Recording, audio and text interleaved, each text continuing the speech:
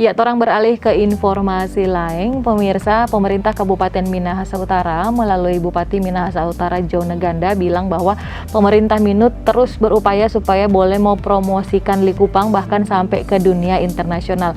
Nah, hal ini diharapkan juga dapat dilakukan melalui event G20 yang mau backing di Minahasa Utara tahun depan. Bupati Minahasa Utara Jone Ganda berkunjung ke Geraha Pena Manado Pos pada Selasa 7 Desember 2021. Dalam kunjungan ini, Bupati membahas terkait dengan destinasi pariwisata super prioritas DPSP Likupang Kabupaten Minahasa Utara.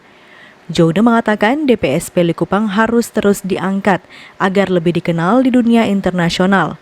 Olehnya ia menyebut saat ini pemerintah Minahasa Utara tengah fokus meningkatkan pembangunan dalam menjemput event internasional di tahun 2022 mendatang terkait dengan kegiatan G20.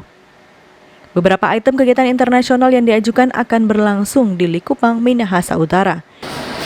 Likupang sebagai DPSP yang ditetapkan oleh pemerintah, kita terus mengangkat untuk bisa dikenal oleh dunia internasional, dan oleh karena itu kami mengusulkan dan mengajukan untuk Likupang bisa dijadikan tempat pelaksanaan event G20 yang merupakan event internasional, di mana salah satu eventnya itu adalah Women 20. Nah, ini kita lagi propose ke provinsi, dan dari provinsi akan follow up untuk bisa pelaksanaannya di Kabupaten Minahasa Utara di Likupang.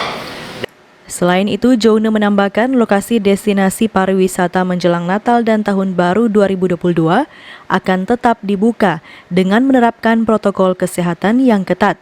Sementara untuk vaksinasi sesuai kartu tanda penduduk Minahasa Utara sudah mencapai 74%. Opik Syarifudin melaporkan untuk Kawanua TV. Ya, bicara soal Likupang yang merupakan destinasi pariwisata super prioritas, di sana pemirsa ada begitu banyak destinasi wisata yang bagus-bagus sekali yang patut untuk dikunjungi.